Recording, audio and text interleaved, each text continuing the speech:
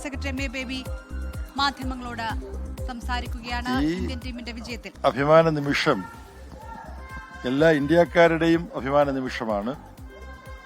അതോടൊപ്പം മലയാളികളുടെയും അഭിമാന നിമിഷമാണ്. കാരണം ക്രിക്കറ്റിലെ വളരെ വാശേറിയ ഒരു ലോകകപ്പാണ് T20.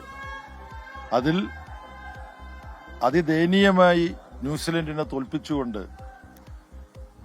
അഭിമാനകരമായ രോമാഞ്ചജനകമായ ഒരു വിജയം ഇന്ത്യക്ക് നേടിയെടുക്കുന്നതിൽ എന്റെ ഒപ്പം നിൽക്കുന്ന ശ്രീ സാംസന്റെ പ്രിയപുത്രൻ സഞ്ജു സാംസണാണ് ഏറ്റവും അമ്പരപ്പിക്കുന്ന ആവേശം പകരുന്ന പ്രകടനം കാഴ്ചവെച്ചത്. നിങ്ങൾക്കെല്ലാം അറിയാം, ഞാനത് പറയേണ്ടതില്ല.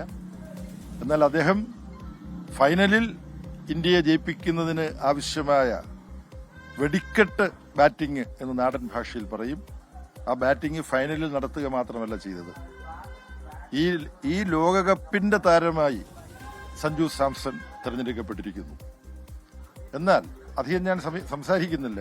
സ്പോർട്സുമായിട്ട് കുറച്ച് താല്പര്യമുള്ളതുകൊണ്ട് കൂടുതൽ സംസാരിച്ചു പോകുമെന്നുള്ളൊരു അപകടമുണ്ട്. ഞാനത് നിയന്ത്രിക്കുകയാണ്.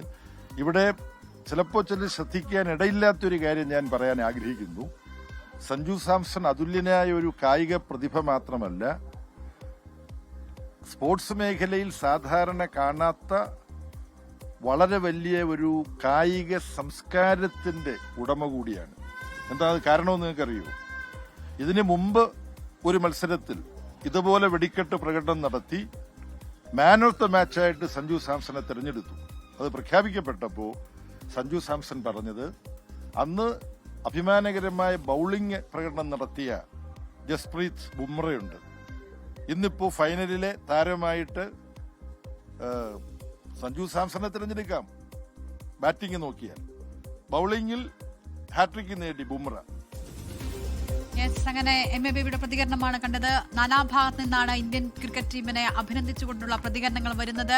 പടക്കം പൊട്ടിച്ചും മധുരം വിതരണം ചെയ്തും ഇന്ത്യൻ ആരാധകർ, ഇന്ത്യൻ ക്രിക്കറ്റ് പ്രേമികൾ ഈ രാവ് പകലാക്കുകയാണ്. ലോകത്തെവിടെയായാലും ഏത് സമയത്തും 24 വാർത്തകളും ഓഗ്മെന്റഡ് റിയാലിറ്റി പാക്കേജുകളും എക്സ്പ്ലെയിനറുകളും വിശദമായി കാണാൻ ഞങ്ങളുടെ യൂട്യൂബ് ചാനൽ നിങ്ങൾക്ക് സബ്സ്ക്രൈബ് ചെയ്യാം.